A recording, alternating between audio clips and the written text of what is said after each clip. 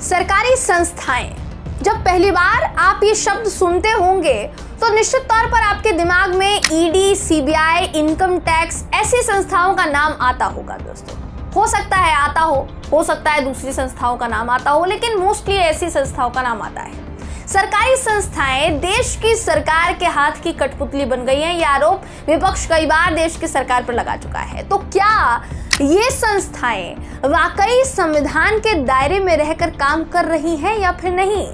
आज देश 77वां स्वतंत्रता दिवस मना रहा है और गौरवान्वित अवसर पर देश के मुख्य न्यायाधीश सीजेआई डी.वाई. चंद्रचूड़ ने एक बार फिर बड़ी बात कह डाली है दोस्तों।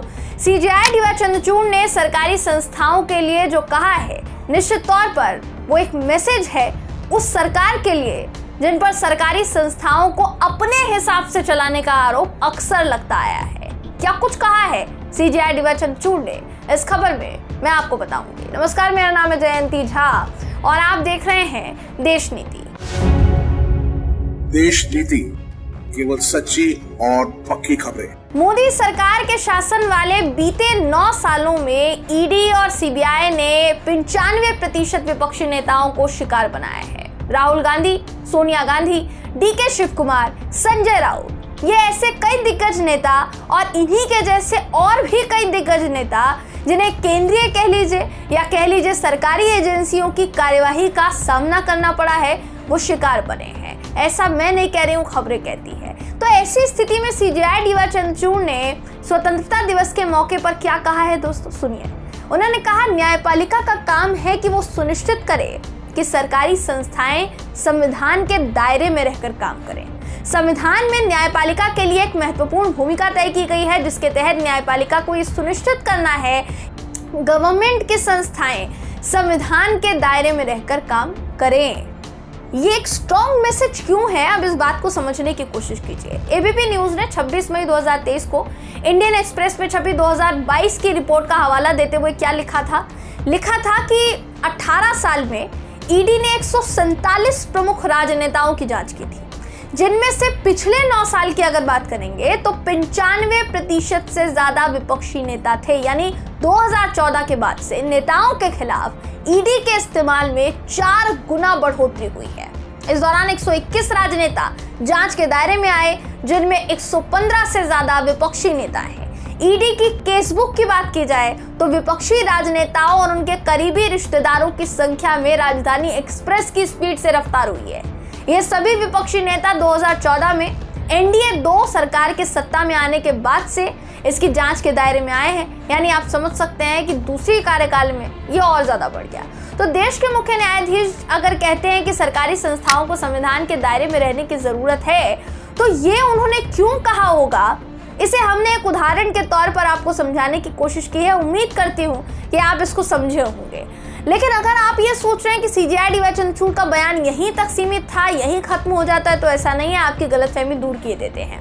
इसके अलावा सीजेआई डी.वाई. चंद्रचूड़ ने कहा कि सुनवाई का परिणाम कुछ भी हो, मायने ये रखता है हमारे नागरिकों के पास न्याय पहुंच रहा है कि नहीं, क्योंकि इससे नागरिकों में विश्वास पैदा होता है। वो जैसे मनमाने ढंग से गिरफ्तार किया गया हो, वो जिन्हें बुलडोजर की धमकी दी जाए, वो जिन्हें गैर कानूनी तरीके से किसी की संपत्ति अटैच की जाए, उस शख्स के लिए ये जरूरी हो जाता है कि उसे न्याय व्यवस्था के जरिए आवाज उठाने का मौका मिले। ये सीजेआई डी.वाई. चंद्रचूड़ का बयान है।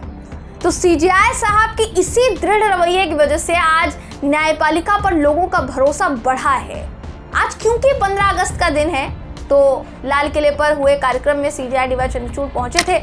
वहां से एक तस्वीर सामने आई जो कि सीजेआई डी.वाई. चंद्रचूड़ और अमित शाह जी की तस्वीर थी। सीजेआई साहब ने देश की सुप्रीम अदालत की छवि ये बनाई कि आज देश के गृह मंत्री अमित शाह जी अपनी कुर्सी से उठते हैं और सीजेआई डी.वाई. चंद्रचूड़ जब सामने आते हैं तो उन्हें हाथ जोड़कर उनका स्वागत करते हैं, उनको नमस्कार करते हैं। इसे कानून और सुप्रीम कोर्ट की जीत कहा जा सकता है, ताकत कहा जा सकता है। एक ऐसा दौर जब लगातार ऐसी खबरें सामने आने लगे कि सरकार की आलोचना करने पर उस फलाना शख्स की आवाज को दबाने के लिए साम दाम दंड भेद की नीति अपनाई गई। सरकार की आलोचना करने पर, सरकार से सवाल पूछने पर उस एक पर्टिकुलर पत्रकार को सजा हो गई। या फिर उसको जेल जाना पड़ गया, या उसको किसी और मायने में सजा दी गई।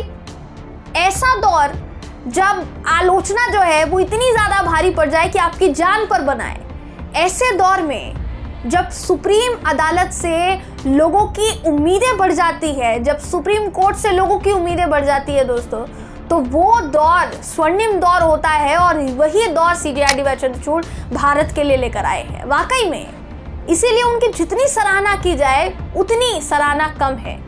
वो हर किसी पहलू पर कितनी गंभीरता से, कितने संजीदगी से किसी भी मुद्दे को देखते हैं, किसी भी मुद्दे को निहारते हैं, उसके बाद फैसला सुनाते हैं। ये अभी तक जितने भी जजमेंट्स उनके सामने आए हैं उसमें देखा और सुना जा सकता है, पढ़ा जा सकता है।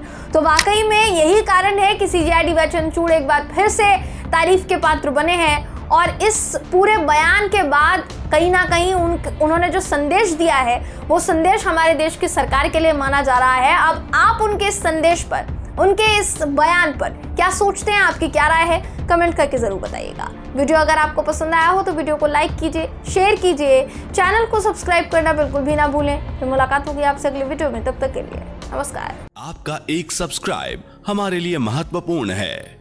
देश नीति को अभी सब्सक्राइब करें और बेल आइकन को दबाना ना भूलें।